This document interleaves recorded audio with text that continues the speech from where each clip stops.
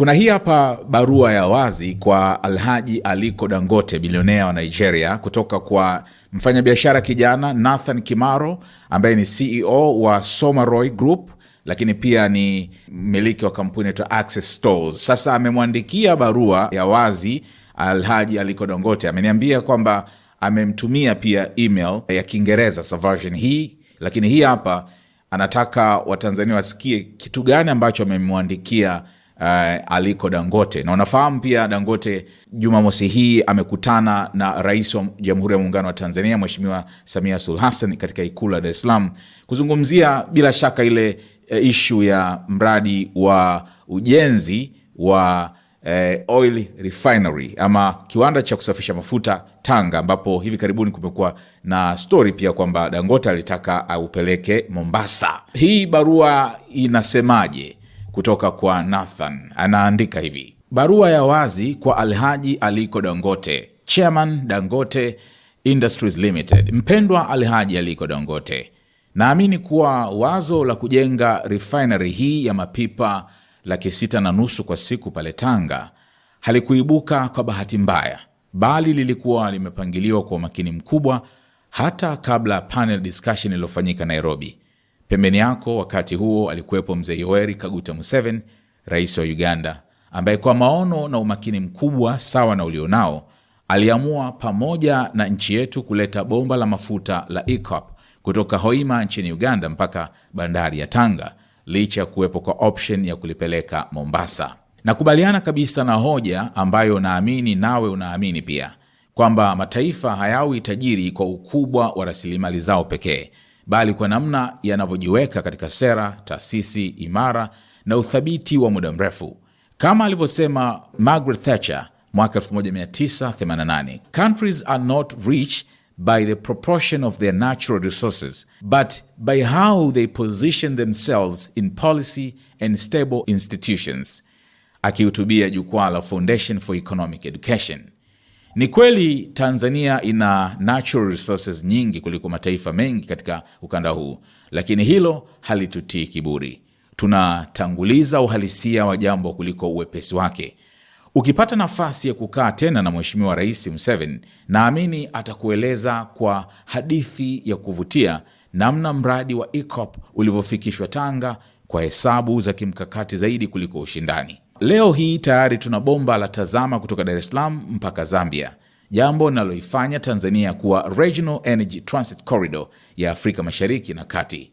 Kwa kutambua hilo, Tanzania inakupa uhakika wa uwekezaji wa kweli wenye mazingira thabiti ya muda mrefu, bila hata kumakinika na mijadala ya mtandaoni au utashi wa kwenye jukwaa, bali mazingira ya kujenga na kuendesha mradi mkubwa kwa muda mrefu kwa utulivu na uhakika. Ukichagua Tanga, utakuwa na uwezo wa kutumia reli ya kisasa ya SGR kusafirisha mizigo yako kwa ufanisi mkubwa. Zaidi ya hapo, tuna megawatt 2115 kutoka bwawa la Julius Nyerere Rufiji, huku zaidi ya megawatt 1000 zikiwa ni surplus energy tayari kwa matumizi ya viwanda vikubwa kama hiki. Ninafahamu refinery ya ukubwa huu inaweza kuhitaji takriban megawatt 435 kuiendesha, na Tanzania ipo tayari hata kujenga dedicated power station kwa ajili ya mradi huo. Jirani yetu hana kiwango hicho cha umeme kwa sasa, na itamchukua miaka kadhaa kujenga uwezo huo. Najua sana kwamba unapenda na kujali sana muda. Kwa mantiki hiyo, baadhi yetu tunaamini jirani angepaswa kuwa mgeni mwalikwa wa uzinduzi wa Dangote Tanga Refinery kuliko mwenyeji wa uzinduzi wa mradi wa umeme. Dear Alhaji Aliko, nimeufuatilia kwa karibu sana mradi wako wa Lake Free Zone, Wonder of the World, kama rafiki yako Femi Otedola anavyouita.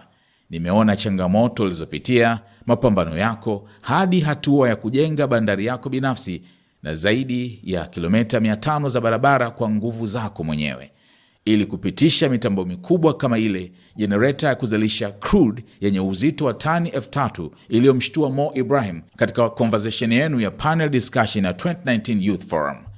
Ukija Tanzania, njoo na uzoefu huo wote. Serikali ya Tanzania itakupa majibu na ushirikiano wa kweli. Hautafanya mwenyewe, tutafanya wote. Taifa letu halina kelele nyingi mitandaoni wala kwenye majukwaa, lakini kwa kuwa unapenda calculated numbers, zipo wazi. Uchumi wa Tanzania unakuwa kwa wastani wa 6.2%.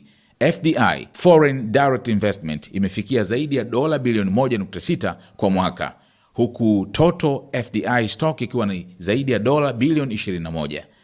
IMF bado inatambua Tanzania kama nchi yenye uwezo mkubwa wa kukopesheka, jambo ambalo ni nadra na la kipekee katika ukanda huu.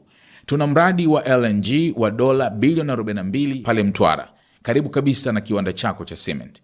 Tanzania ina national security stability bora zaidi katika ukanda huu. Tuna nguvu kazi aminifu yenye ukarimu, na zaidi ya 70% ni vijana wenye akili, nguvu na bidii kubwa ya kufanya kazi. Tuna mabenki makubwa yenye faida yanaweza kuungana na kukupa dhamana kubwa zaidi na confidence ya mambo ya kifedha. Kilimo chetu kinakuwa kwa kasi kubwa. Mbolea na petrochemical products zitakazozalishwa hapa zitapata soko kubwa ndani ya nchi na kikanda. Hakuna nchi nyingine katika ukanda huu yenye ardhi ya kilimo yenye ubora na uhitaji mkubwa kama Tanzania.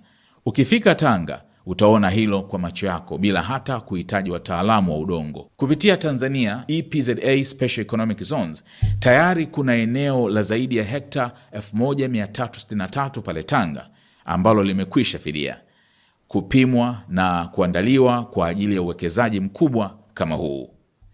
Alhaji Aliko, Tanzania pekee inaagiza zaidi ya lita bilioni 4 za mafuta kwa matumizi ya ndani kila mwaka, pamoja na zaidi ya lita bilioni 4 za transit kwenda nchi jirani.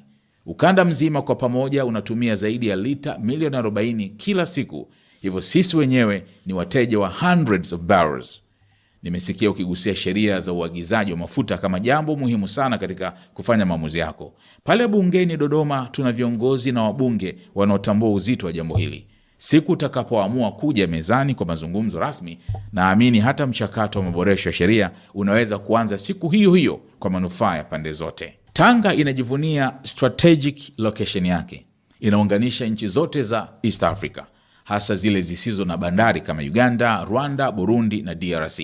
Na kwa maritime trade, Tanga inaunganisha Afrika Mashariki na Middle East, India pamoja na Asia nzima. Mpendwa Aliko, mradi huu umeingia sana mioyoni mwa Watanzania. Tunaupenda, tunautaka na tunaamini unaweza kubadilisha historia ya ukanda wetu.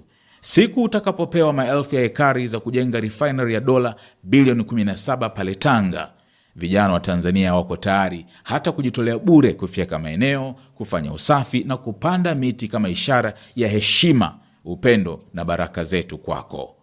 Asante sana Alhaji Aliko Dangote. Nathan Kimaro, CEO, Somaroy Group, Founder, Access Stores.